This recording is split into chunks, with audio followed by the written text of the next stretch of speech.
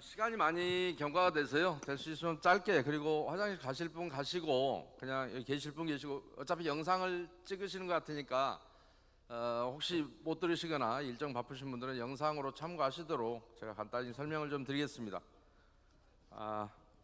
순서는 우선 계약서대로요. 제일 중요한 우리 시공사와의 아직 본계약이 체결 안 됐는데, 아까 시공사분도 오셨었는데 시공사에서 나중에 본계약 체결하실 때를 대비해서 간략하게 여러분이 좀 고치면 여러분에게 얼마나 많은 이익이 돌아가는지에 대해서 좀 그런 부분에 대해서 잠깐 좀 설명을 드리겠습니다. 자잘한 것이 많습니다만은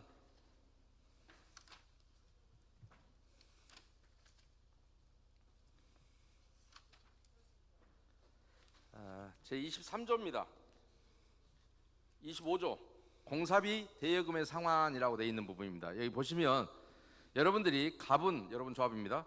조합원 부담금과 분양금, 연체이자 등을 징수하는 즉시 공사비 대여금 전액이 완제될 때까지 징수금 전액을 을에게 지급해야 한다. 그 다음에 공사비의 지급 및 대여금의 상환이 완료될 때까지는 조합원 분담금, 분양금 등 모든 금전은 갑과 을의 공동계좌를 개설하여 을이 관리하며 공사비의 지급, 대여금 상환, 사업비 대출 및 중도금 대출의 상환이 완료된 이후에는 그러하지 아니한다 되어 있습니다. 그래서 입금된 금액은 입금되는 일자를 기준으로 갑이 을에게 지급해야 될 전체 공사 금액에 달할 때까지 이 금액 전액을 연체료 이자, 공사비, 무이자 사업비, 원금, 유이자 사업비, 원금 순서로 충당하기로 한다. 뭔가 이상하죠? 자, 여러분이 실제로 도급공사 계약이라고 하는 것은 뭐냐면, 공사를 민법 664조 규정에 의해서 공사를 완성을 목적으로 하는 계약입니다. 그리고 대금의 지급 시기는 목적물의 인도와 동시에 지급하도록 그렇게 규정하고 있는 게 도급계약입니다.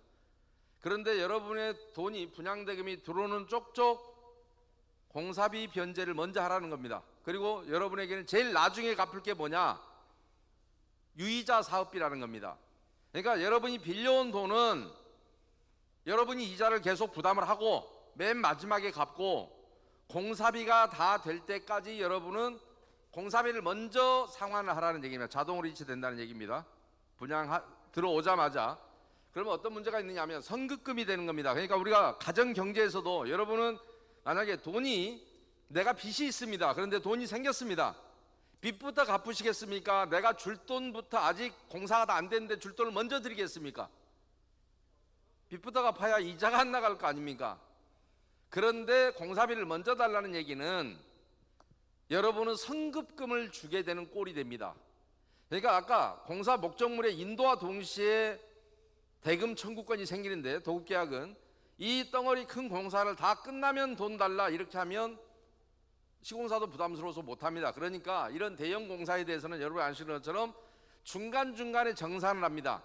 그걸 기성불이라고 합니다. 자, 10% 됐으면 확인하고 10%만큼 주고, 20% 됐다 추가로 10% 더 주고, 이렇게 되고 나머지는 여러분이 먼저 돈이 들어오기 시작합니다. 왜냐하면 여러분 선분양하기 때문에 허그가 보증을 쓰고 여러분 일반 분양 선분양하죠.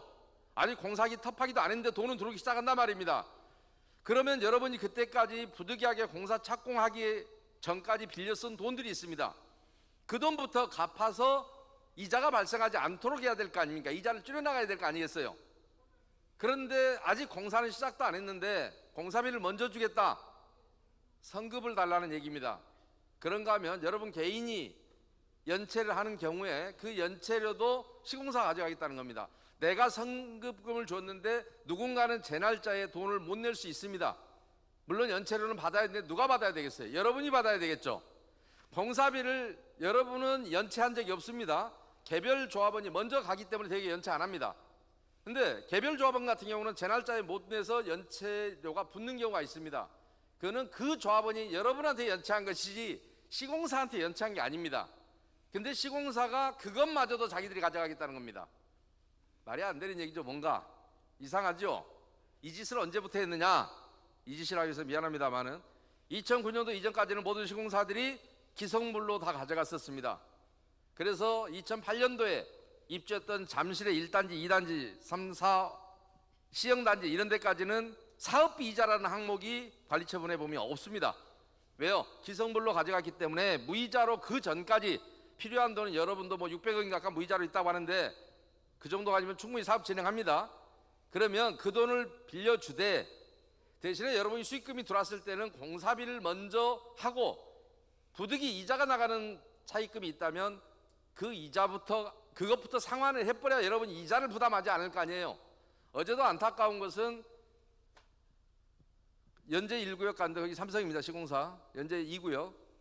그런데 이렇게 여러분처럼 이렇게 돼 놓으면 사업비 이자 부분이라고 하는 부분 270억인가 이렇게 잡혀 있었습니다.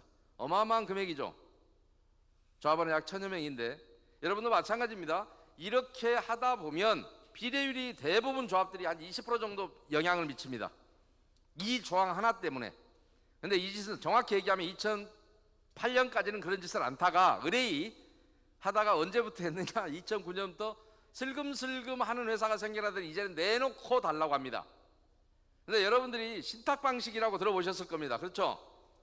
신탁 방식으로 하는 경우 신탁사들이 대신 자금 관리하고 하는데 들어보셨죠? 예. 거기에서는 때려 죽여도 이렇게 주지 않습니다. 기성물로 줍니다.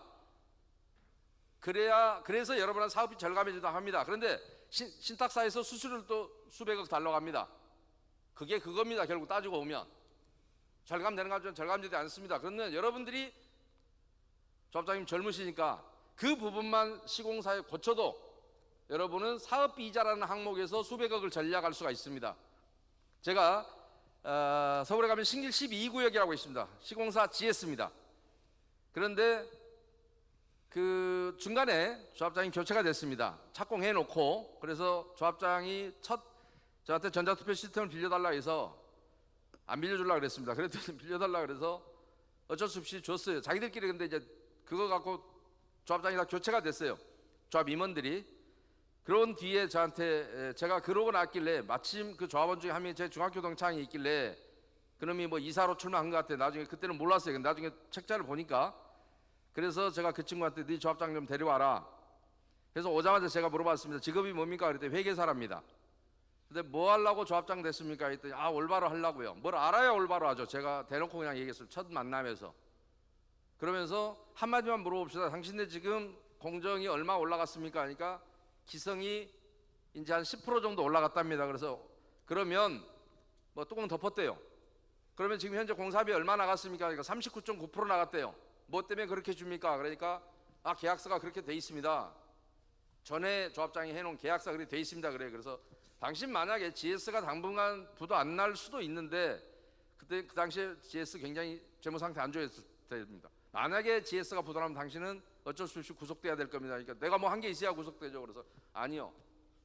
그 다음에 사업비 대출 약정서 갖고 오세요. 그런데 거기는 그 당시에는 GS가 허그 보증도 안 돼서 바로 농협에서 갖다 쓸 때입니다.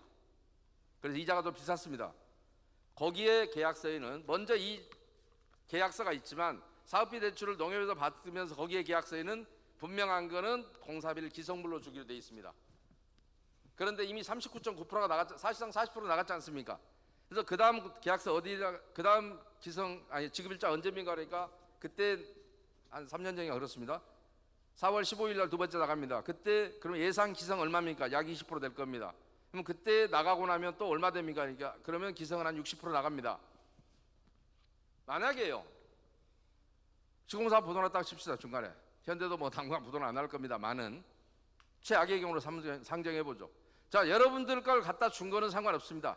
일반 분양자 거를 갖다가 미리 줘버렸는데 이 회사가 부도 났습니다. 여러분 누구한테 가서 받겠습니까? 여러분 재산 한 푼도 안 남습니다. 왜요? 이미 이주비 대출하느라고 상당 부분 썼고 담보로 들어가 있고 공사비를 미리 줘버렸는데 일반 분양자 것도 다 갖다 미리 줘버렸지 않습니까? 근데 기성물대로 가면 중간에 시공사가 부도나더라도 여러분한테 영향이 있을까요? 없을까요? 없습니다. 오히려 이익이 나는 경우가 많습니다. 왜냐하면 10% 가져가고 또 조금 지나가다가 한 15%에서 만약에 부도난다 그러면 5%는 못 받아갑니다. 사실상 부도나는 바람에 여러분은 그러니까 기성물로 가면 먼저 한 걸 보고 돈을 주지 않습니까? 그죠? 항상 후불이란 말이에요. 그러니까 먼저 들어왔으면 기존의 빚부터 갚아야 한다고요. 선부장 좋은 게 뭐예요? 거기에 부장해 주는 게 돈을 미리 받는다는 거예요. 여러분 입장에서. 근데 그것을 낼름 시공사가 가져가 버리면 여러분의 이익을 시공사가 다 가져가는 꼴이 되기 때문에 반드시 이건 시정을 하셔야 됩니다. 2009년 이전까지는 이런 일들이 없었습니다. 기성불로 다 하다가 어느 순간 이렇게 합니다. 그런데 국토교통부에서 2000년도에 그 뒤로는 교통교통에 만든 거 없습니다만은 도급계약서, 표준도급계약서를 국토교통부에 고시한 것도 기성부로 되어 있습니다. 서울시가 2011년도에 서울시 클린업 시스템에 공사도급 표준계약서라고 해서 공개해 놓은 것도 하나 있습니다. 그것도 100% 기성부로 되어 있습니다. 그러니까 당연한 겁니다. 아니 공사가 어떻게 될지도 모르고 돈을 미리 준다고요? 근데 그것까지도 좋습니다. 배짱 좋게. 여러분이 빌려 쓴 돈에 대해서는 꼬박꼬박 이자를 내고 내가 들어온 수입은 내가 갚아야 될 돈을 아직 공사 언젠가는 잘 해주겠지라고 미리 주고, 그런 바보 같은 집행 방법은 있을 수가 없겠죠. 상식적으로도. 그리고 그런 공사 계약이라면 도급 계약이란 말은 무색합니다. 성급 계약으로 바꿔야 됩니다. 그래서 여러분들이 그런 부분은 반드시 할 때 하시고, 아까 그래서 제가 아까 신기 12구역 얘기하다 말았는데, 그래서 바로 그 다음 달부터 조합장이 그 내용을 알고 일단 공사비 지급을 중단했습니다. GS에서는 협박을 좀 했죠. 공사 당장 세우겠다. 아니요, 못 세웁니다 그랬어요. 이제 불안해 하더라고요. 왜 그러느냐, 일반 분양을 이미 했기 때문에 그 사람들 지체 상금 때문에 공사 못 세웁니다. 대신에 이거 관찰할 때까지 거기에 모델하우스를 그 옆에 8구역이 또 빌려 쓰기로 되어 있습니다. 8구역이 같은 GS였거든요. 모델하우스 못 빌려준다 하세요. 왜? 이 문제부터 해결해야 되니까. 그래서 조합은 5분의 1 총회에 가르쳐와서 총회에서 통과시키세요. 못 주겠다고. 기성불로 가자고. 계약서 안을 변경하면 되거든요. 여러분 요구에 의해서. 그래서 결국은 밀어붙여서 그때부터는 그래서 들어오는 돈을 뭘 했을까요? 유이자 사업비 나가는 대여금부터 갚았습니다. 왜요? 그거 다 기성 40% 될 때까지 39.9% 나갔지 않습니까? 40% 될 때까지는 들어온 돈으로 그 다음 4월 15일 날 들어온 돈은 사업비부터 갚았죠. 그러니까 이자가 팍팍 줄어들어서 거기는 조합원이 304명밖에 안 됐습니다. 이자 83억 절감했습니다.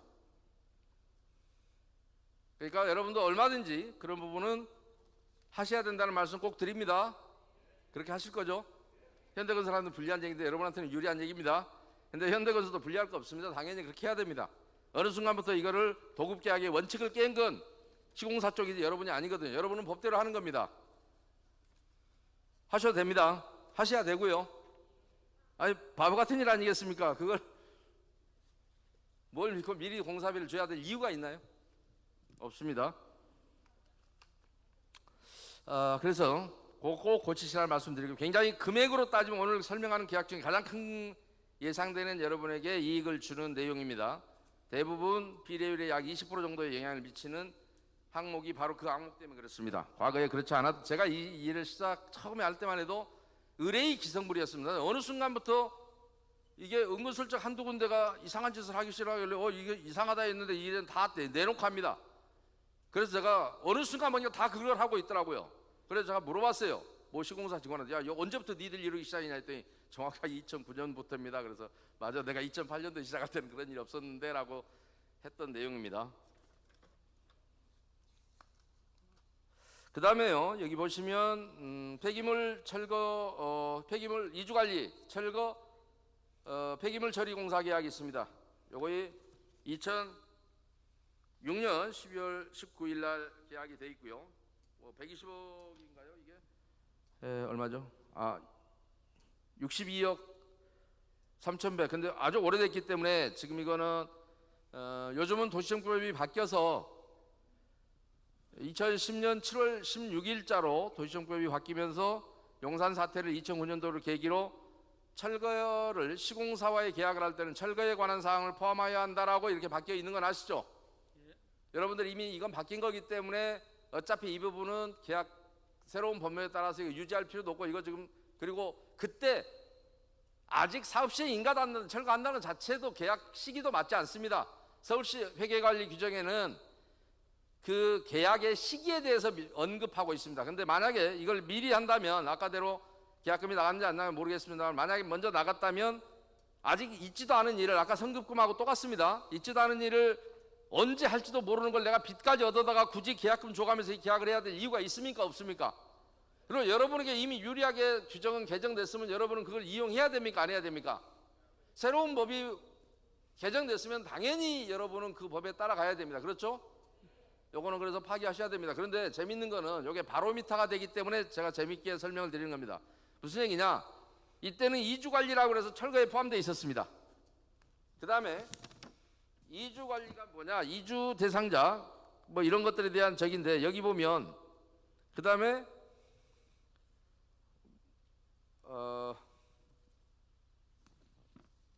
옛날에는 2010년 7월 16일 이전에는 그 다음에 무슨 조합사무실 경비, 임원 신변보호, 이 시절 얘기입니다. 2010년 이전 얘기들은 항상 이런 식으로 조합을 공포 분위기로 만들어서 철거업체들이 껐덜거려가면서 조합장을 무슨 마치 어디 동네 건달 보수 모시듯이 모시고 하는 짓을 하면서 여러분과의 관계를 많이 벌려서 매우 특수한 관계인 것처럼 여러분과의 저기를 해서 많이 돈을 가져갔는데, 이주관리는 얘들이 그냥 무료로 한다라고 하고 있었는데, 이게 왜 그러냐면 고철 가져가려고 이런 짓거리를 했던 거예요. 근데 그런 얘기까지 하면 제 카페에 자세히 있으니까 좀 보시고요. 그런데 나중에 여러분이 또 이주관리 계약을 여기도 체결했죠. 예, 별도로. 예, 별도로 했습니다. 그런데 그 부분도 제가 제 카페를 열심히 공부해서 조합장이 되신, 최근에 아마 강조합장님도 개별적으로 가서 만나신 걸로 알고 있습니다만은, 자문을 양산복지아파트라고, 그 조합장님은 제가 하던 제 카페에서 하던 대로 원칙대로 그대로 배워서 실천하는 분 중에 하나입니다. 그런데 이주관리를 어떻게 했으면 좋겠느냐라고 했는데, 그 전에 계약을 많이 잡아놨습니다. 예산을. 그래서 제가 뭐라고 조언을 했냐면, 이사회 가서도 얼마 전에 이사회에 꼭 와서 이사들한테 한번 설명해 달라고 제가 설명을 했습니다. 뭐냐면, 자, 이주관리를 별도로 뽑아야 될 필요성을 저는 못 느낍니다. 어떻게 하라고 했느냐? 이주관리는 누가 언제 이사가고 말고의 문제인데, 2주 때가 되면 여러분들이 사업 관리처분 인가하고 나서 2주 때가 되면 첫째, 은행에서 나와서 돈을 기표를 하느라고 업무를 합니다. 그렇죠? 이주비를 여러분이 기표하고 설정을 해야 되니까요. 그러면 마지막에 누가 옵니까? 또 아니, 마지막에 아니라 법무사가 와서 설정계약서에 사인하고 등기를 합니다. 근저당 설정을 합니다. 그리고 여러분에게 10% 정도를 이주비의 일부를 줘서 이사갈 집을 계약을 하게 합니다. 그리고 집이 비워지면 그때 나머지 잔금을 줘서 여러분이 받기로 한 이주비 전체를 줘서 이 사람이 이사를 나가게 만듭니다. 그러면 사실상의 이주관리 업무를 누가 하나요? 은행하고 법무사가 대부분 다 하죠. 그런데 안 하거나 나는 버티거나 무슨 세입자가 안 가고 있거나 이런 거 있으면 조합원들은 대부분 스스로 갑니다. 그러나 세입자나 이런 사람들이 안 가고 있거나 하는 경우에 언제 이사 갈 겁니까? 라고 독촉을 한다든지 현황 파악을 한다든가 하는 부수적인 작업들이 필요하긴 합니다. 그러나 가장 정확한 작업은 사실은 법무사가 알고 있는 게 맞습니다. 세입자 문제는 물론 법무사가 모르고요. 은행하고 조합원에 관한 것은 거기서 합니다. 그렇다면 업무가 유관돼 있단 말입니다. 연결된 업무라고요. 그래서 법무사한테 조금 돈을 더 주고, 이것도 아예 한 김에 같이 연결된 업무니까 좀 같이 해달라라고 하면, 특별한 이주관리라는데 무슨 자격이 필요한 것도 아니고 대부분은 철거 건달들이 하고 있습니다. 그래서 그렇게 하되, 그러면 계약을 이렇게 한 사람한테 몰아주는 게 여러분한테 용역비가 적게 들어갈까요? 아니면 따로따로 분리하는 게 적게 들어갈까요? 몰아주는 게 훨씬 낫습니다. 그죠? 하는 김에 이것까지 조금 더 해서 비용은 별도로 줄 테니 해달라고 하려면, 그래서 양산복지아파트 어떻게 했느냐? 왜 여러분이 업체를 뽑는 방법이 세 가지가 있습니다. 최저가 입찰 방식, 적격심사제, 조합장이나 임원들이 제멋대로 점수표 매겨갖고 이 업체가 적격 1등 뭐 점수 매겨놓고 그 업체 선정하는, 미리 짜고 선정하는 방식, 지금까지 재개발조합 다 그렇게 하고 있습니다. 그래서 설사 싸게 하는 사람도 못 들어와요. 왜 적격심사를, 자기가 무슨 기준으로 그 업체를 매기는지 모르겠는데 그렇게 왔던 것이 현실입니다. 많은 조합에. 그러나 저는 제가 제일 추천하는 방식은 그겁니다. 제한서 입찰 방식입니다. 자, 우리가 싸다고 해서 물론 좋은 것도 아닙니다. 그렇다고 해서 우리 여러분이 적격심사 업체를 심사할 능력 자체도 안 됩니다. 솔직히 말하면. 그러면 제한서 입찰 방식, 자, 법무사든 변호사든 등기를 가져가고 싶으면 우리 이주비 등기를 하는 데 있어서 이주관리까지 어떻게 할 것이냐 제안을 좀 해보세요. 그러면 나는 이런 방식으로 근저당 이주비 업무를 취급할 거고, 부수적으로 이주관리 업무는 저희가 조금 더 돈을 더 주시면 이렇게 인원을 배치해서 그것도 아예 한 김에 같이 연결된 업무기도 하니까, 물론 법무사의 고유 업무는 아니지만 할 수 있으니까요. 이렇게 하겠습니다라고 하면 여러분이 여러 군데에서 제한세를 내면 나는 이런 방식으로 여러분의 조합을 도와드리겠습니다. 가격은 얼마입니다. 어떤 근거로 나는 얼마를 받았습니다 하면 여러분이 이사나 조합장 입장에서 보면 아, 이 업체는 뭔가 보고하는데 현찮다. 아니면 이 업체는 너 뭐 잘할 것 같긴 한데 가격이 너무 비싸다. 아니면 이 업체는 가격도 적당하고 아, 업무를 보고하는데 신뢰가 좀 간다. 이러면 누구를 뽑으시겠습니까? 맨 마지막 그 업체를 뽑지 않겠습니까? 그죠?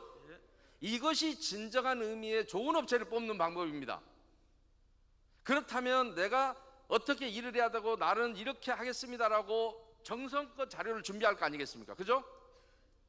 아까 여러분이 무슨 설문조사 결과 이렇게 설계사무실을 보여주듯이 그렇게 매번 용역을 하는 사람이 저런 형태로 자료도 준비하고 와서 이사회나 이런 데 와서 입찰을 하면 열심히 설명하면 바보가 아니라 보면 안단 말입니다. 어떤 사람이 신뢰가 더 가는지. 그런 식으로 뽑으면 비교적 좋은 업체를 뽑을 수 있다라고 하고 용역비를 절감할 수 있다라고 제가 조언을 했고, 그래서 거기는 그런 방식으로 하라고 했습니다. 그러니까 그렇게 굳이 따로따로 업체를 뽑아서 돈을 드릴 게 아니고, 그리고 그러면서 절대 일괄명도 뽑지 마십시오 했습니다. 일괄명도는 스스로 가는 사람들, 어제 연지 2구역도 일괄명도 소송에서 수십억을 썼는데 조합원들이 스스로 다 이사 갈 사람들한테 왜 명도 소송을 합니까? 전체를. 이렇게 이주관리가 업체를 하지 말든가, 이주관리가 있다면 갈 사람과 안 갈 사람을 미리 파악해서 구분이 돼서 안 갈 사람만 별도로 소송을 미리부터 시작하면 되지 않습니까? 기간 단축하기 위해서. 근데 이주관리는 이주관리라고 있고 이주 촉진이라고 또 뽑아먹고, 그런데 또 일괄명도로 오고 있단 말입니다. 일괄명도로 해버리는 바당에는 나머지가 의미가 없는 거죠, 어떻게 보면. 그죠? 이주관리를 해야 될 필요가 뭐 있습니까? 다 소송에 쫓아낼 건데. 그러니까 그런 모순된 일을 해왔던 것들이 기존의 대다수 조합들이 그렇게 하고 있어서 여러분들은 그렇게 하지 마시라라는 조언을 좀 드립니다. 물론 선택은 여러분들이 하실 거고요. 그 다음에 친환경 컨설팅이나 눈에 보이는 대로 우선 설명드리겠습니다. 이런 것들은 넘어가고요. 용역도급계약서 통신 이설 및 철거 이렇게 되어 있습니다. 서경정보통신 주식회사 9억 2천 잡혀 있네요. 요거는 이 업체가 하지 않습니다. 여러분들이 올바르게 여러분 그 정관 35조 3항이 어떻게 되어 있습니까? 수도 책자 적으십시오. 있는 그대로 제가 읽으면서 설명드리겠습니다. 이번에 고치려고 했던 그 부분 아까 통과가 안 돼서 좀 안타깝습니다만은 이 다음에 또 하신다고 하니까요.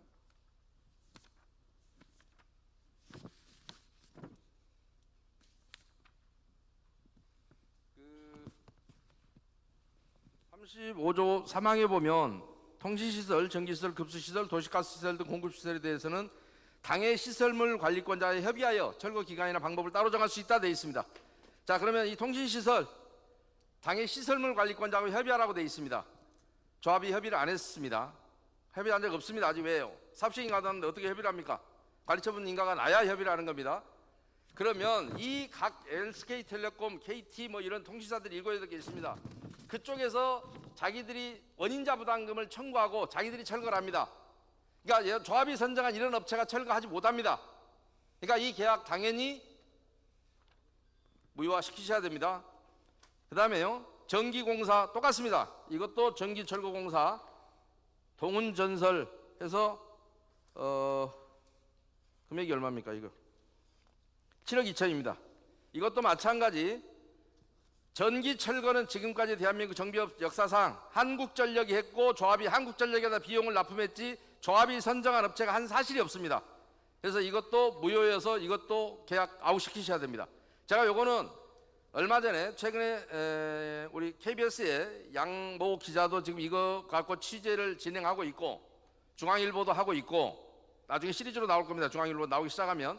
그리고 학동사고에 붕괴사고 났을 때 광주 KBS에서 이 부분을 저한테 의뢰가 와서 제가 현장 가서 직접 설명을 했고 광주 KBS PD가 한전에 들려서 취재를 한 것도 내나 똑같이 생생하게 나와 있습니다. 여러분들이 제 카페 좀 보시면 관련 영상을 볼 수 있습니다. 한국전력이 뭐라고 하냐, 이거 우리가 다 했지 절대 그 업체 한 거 아무것도 없습니다 라고 이미 확인된 그런 거라서 여러분도 빨리 이거 정리하셔야 됩니다. 그 다음에 수도 상하수도 조사 분기점 폐쇄 기존관 철거 2018년 2월 1일 날 했습니다. 이것도 금액이 9억 6천 정도 됩니다. 이것도 제가 여러분의 강조합장님한테 이거 부산은 서울은 그나마 간 자르는 거 불가, 그러나 하나 자를 때 한 300에서 500만 원 주긴 합니다. 그러나 서울은 수도사업소에서 하고 돈 받아가는데, 아니 조합한테 하라 그러고 감독만 하는데 그렇게 돈이 많이 들어갈 일이 아니고 관 10개 잘라봐야 한 5천만 원이면 될 일이라서. 그런데 골목이 뭐 10개 이상 되면 골목마다 하나씩 잘라야 되니까요. 그러나 재건축 같으면 한 개만 자르면 되고요. 그런데 부산은 수도사업소에서 이것도 다 공짜로 하니까 돈을 별로 받지 않습니다. 그러니까 수도사업소 다 해주는 거니까 확인하십시오라고 했더니 전화로 확인하고 안 믿어져서 가서 직접 수도사업소 직원 만났더니 이 계약서 보여주니까 여기에서 할 게 아무것도 없습니다. 조합이 할 거 없고 다 우리가 공짜로 합니다 라고 본인이 확인을 직접 받으셨기 때문에 제 설명이 맞다는 것을 이미 우리 강 조합장님은 확인한 상태입니다. 그러니까 이것도 계약 해지하셔야 됩니다. 예. 그 다음에 범죄 예방 영역, 이거 아까 철거업체가 하겠다고 넣어놨던 것들입니다. 근데 이것도 14억 7,800입니다. 그런데 이 업체는 범죄 예방 영역을 하면 CCTV를 설치하고 그 공사는 정보통신공사업 등록이 돼 있어야 합니다. 그런데 이 회사는 정상 SNS라는 회사는 경비회사지 정보통신공사업 CCTV를 설치할 수 있는 면허 자체가 없습니다. 만약에 이걸 하겠다고 계약을 유지하면 이 회사는 정보통신공사업부 위반으로 처벌을 받아야 됩니다.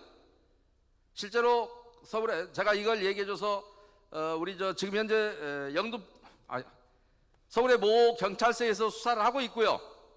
모 구역에 대한. 그래서 그 수사할 때 파출소장을 참고인으로 불러 조사를 했습니다. 그 경찰관이. 제가 자료를 조사하고 있고요.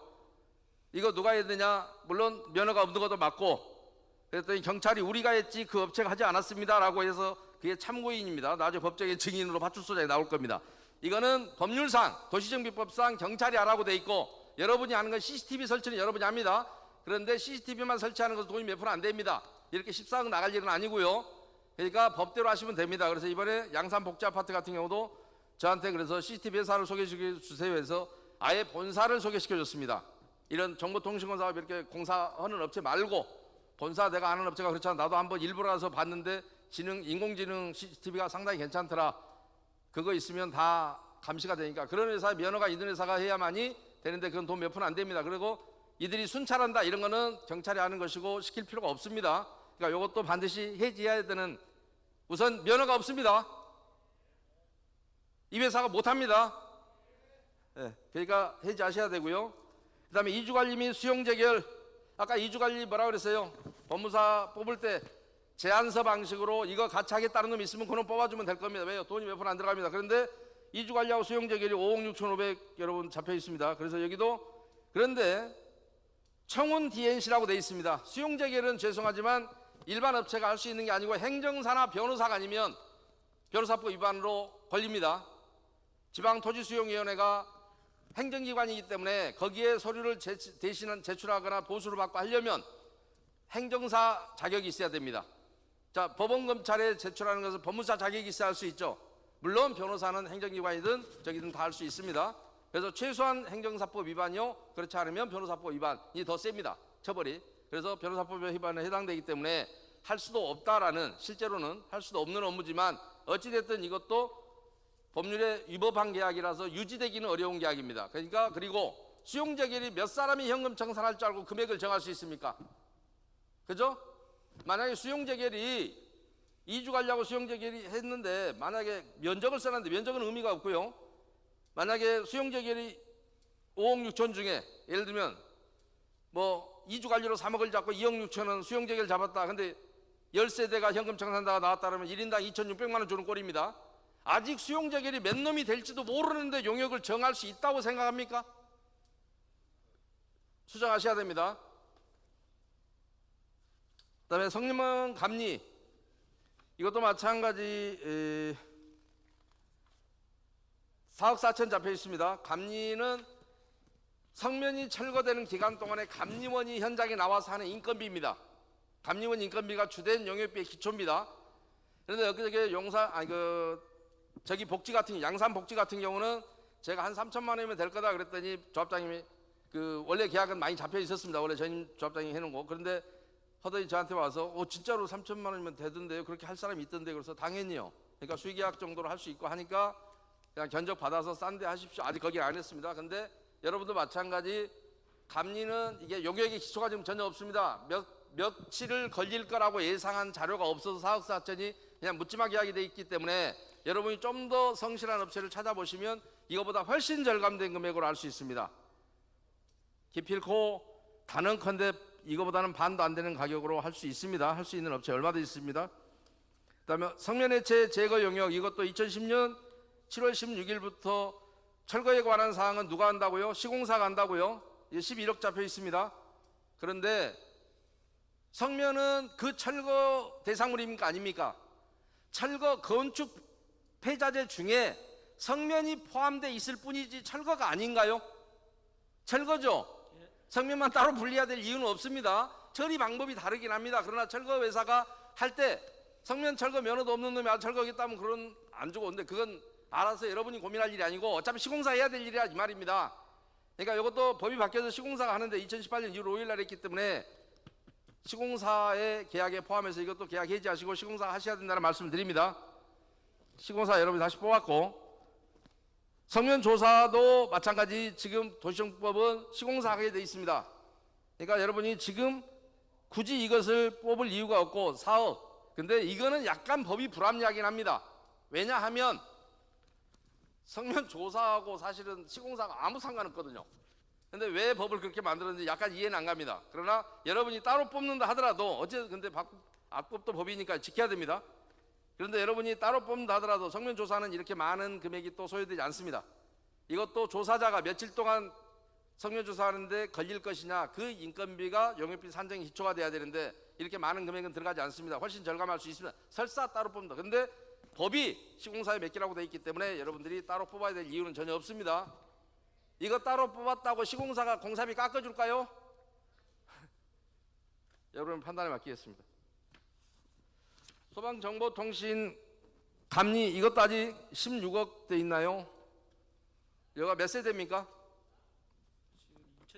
2200세대입니까? 많이 비싸 보입니다. 제가 그냥 어림수로 합니다. 다른 데하고 했을 때. 그러니까 여러분들이, 근데 문제는 뭐냐면 지금 뽑아야 될 이유가 건축허가도 안 났는데 무슨 지금 감리를 왜 지금 뽑습니까? 그러니까 이것도 수정할 수 있으면 수정해서 조금 가격을 합리적으로 조정할 수 있으면 여러분의 사업비 절감을 위해서는 좀 조정하시는 것도 필요하다라는 말씀을 드립니다. 그 다음에 하이라이트, 이런 시설공사, 이게 뭡니까?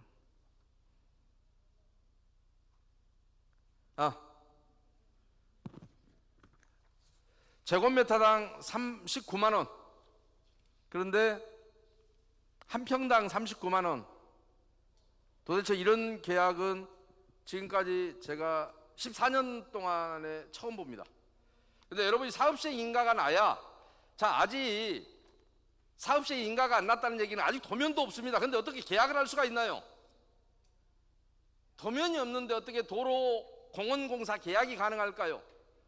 근데 이것도 대단히 다른 조합에서 굉장히 뻥튀기해서 부풀리는 공사계약 중에 하나인데, 여러분이 합리적으로 해야 되는 건 뭐냐면 사업시행 인가를 받을 때 요거는 법률로 원가계산서를 첨부하도록 돼 있습니다. 인가 받을 때. 그런데 그 원가계산의 3배, 4배 막 이렇게 부풀리는 게 그동안의 조합들의 관행이었습니다. 근데 최소한 여러분 조합은 아직 사업시행 인가도 안 나서 도면도 없기 때문에, 도면이 없는데 계약을 한다는 건 있을 수가 없습니다.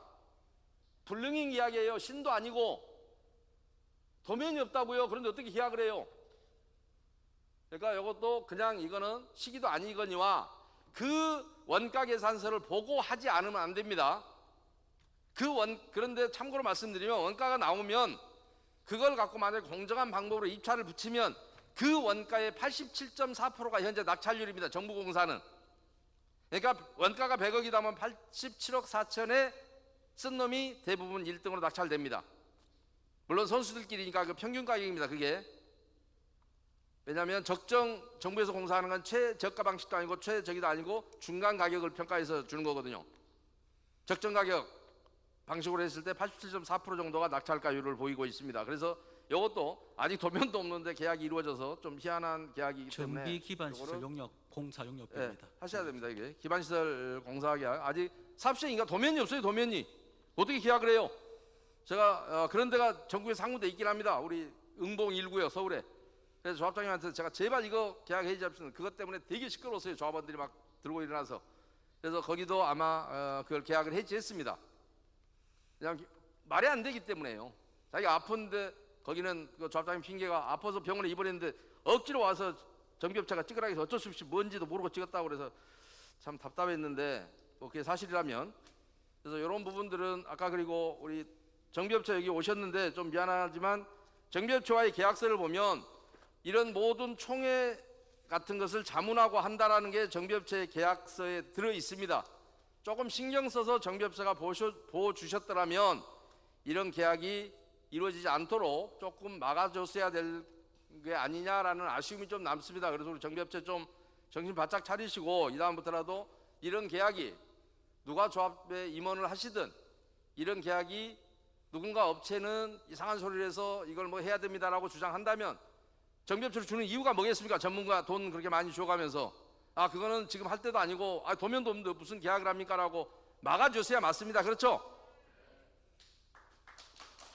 그래서 간략하게나마 시간이 없어서 여러분이 회의가 좀 저기 하는 바람에 굉장히 빠른 속도로 설명드렸습니다만은, 여러분이 뭐 결론은 너무 심플하지만 제가 길게 설명 안 해도 이 계약은 지금까지 지정한 거는 다 해지하시고 여러분들이 다시 구성하시되 새로 하실 때는 업체를 뽑으실 때 아까도 말씀드렸지만 제발 적격심사니 뭐니 해서 스스로 평가표를 만들어서 어떤 특정 업체에 밀어주는 그런 계약 하지 마시고, 이사들도 마찬가지고요. 될 수 있으면 제한, 물론 웬만한 것들은 최저가로 하는 게 제일 좋긴 합니다. 그런데 이게 대부분의 왜 지금 전자 입찰을 이렇게 해도 안 들어가냐면 업체들이 딱 입찰 참여 제한서를 보는 순간 누구가 작업했다는 걸 그냥 업체들은 압니다. 그래서 조달청을 열어놔도 안 들어가요. 들러리시기 싫어서. 근데 실제로 공정하게 하면, 서울 같은 경우는 정비사업 전문관리를 선정할 때 그렇게 합니다. 대부분 25개에서 35개 업체가 입찰에 참여합니다. 그러니까 원래 그런 거예요. 공정하게 하면. 그러나 여러분 조합은 꼭 2개, 3개도 오는 게 뭐냐면 그냥 한 놈은 들러리 쓰고 한 놈은 가서 그놈이 하기로 돼 있고, 그러나 제안서 입찰 방식을 하면 누가 어떤 제안을 할지 모르고 자 1번 참여자 설명하세요. 그러면 그 자리에서 1번 업체가 설명하고 2번 업체 제안서 내용 설명 좀 해주세요. 그러면 하고 하면 짜고 칠 수 있겠습니까? 없겠습니까? 누구나 하고 싶잖아요. 미리 짠 놈이 없으면, 미리 내는 놈이 없다면 좋은 용역업체 얼마든지 여러분이 선택할 수 있다는 말씀을 참고로 드리면서, 좀 좋은 용역을 고르는 방법은 제가 보는 시각에서는 그게 가장 합리적인 방법이다라는 말씀을 드립니다. 그러면 좋은 업체가 번뜩이는 아이디어로 여러분 조합에서 여러분의 도움이 되는 그런 많은 사업 제안을 할 것으로 기대를 합니다. 수고하셨습니다.